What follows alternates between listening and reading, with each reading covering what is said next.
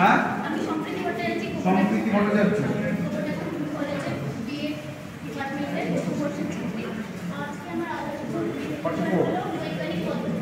হ্যাঁ বৈজ্ঞানিক পদ্ধতি হলো একটি পদ্ধতির পদ্ধতি যা বিজ্ঞানীরা প্রাকৃতিক ঘটনা অনুসন্ধান করতে, পর্যবেক্ষণ করতে, অনুমান গঠন করতে, পরীক্ষা নিরীক্ষা পরিচালনা করতে, ডেটা বিশ্লেষণ করতে এবং সিদ্ধান্তে উপনীত হতে ব্যবহার করে থাকে। হচ্ছে এই পদ্ধতির মাধ্যমে তথ্যকে বিশ্লেষণ করতে সাহায্য করে শিক্ষা। এই পদ্ধতি শিক্ষার্থীদের মধ্যে অন্তর্দৃষ্টির বিকাশে সহায়তা করে। পরীক্ষার জন্য এই পদ্ধতির প্রয়োজনীয়তা আছে। হচ্ছে পদ্ধতিগুলি বৈজ্ঞানিক পদ্ধতিগুলি পর্যায়ে হয়ে থাকে। পর্যায়গুলি হলো পর্যায়গুলো দেখো পর্যায়গুলি হলো পর্যবেক্ষণ। সেটা দেখেছি পরে চলো ওই এক্সপ্রেশন করো চারটি পর্যায়ে এক্সপ্লেনেশন করছি। পর্যবেক্ষণ বৈজ্ঞানিক পদ্ধতি বৈজ্ঞানিক তত্ত্বের জন্ম হয় পর্যবেক্ষণ থেকে। বৈজ্ঞানিক পদ্ধতি পর্যায়গুলির লক্ষ্য হলো অপ্রত্যাশিত ঘটনার অনুসন্ধান করা, অনুসরণ করা এবং ঘটনা ব্যাখ্যা করা।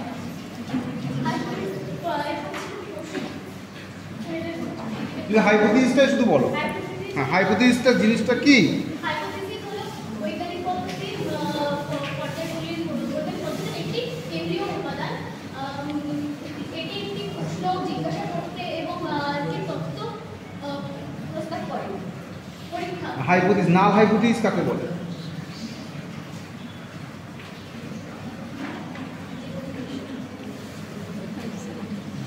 নাল হাইপোথিস নাল ভয়েড মানে জিরো, এমটি, ফাই, অল আর ইকুয়াল। নাল হাইপোথিস ঠিক আছে বলো তাকে।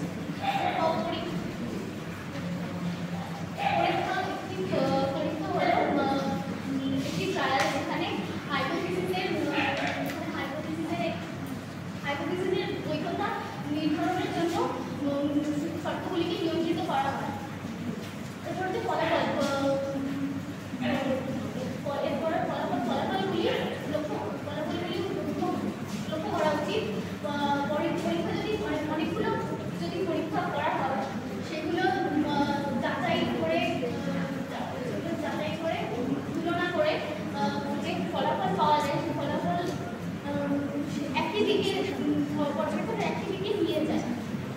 এই ফলাফলগুলি গ্রাফে, টেবিল গ্রাফ এবং পাঠ্য আকারে সংগঠিত হয় এবং উপস্থাপন করা যেতে পারে।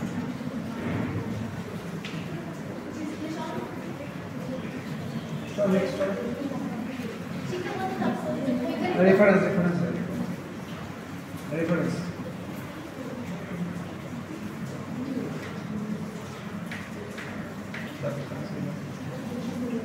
নেক্সট ক্লাস কি আছে?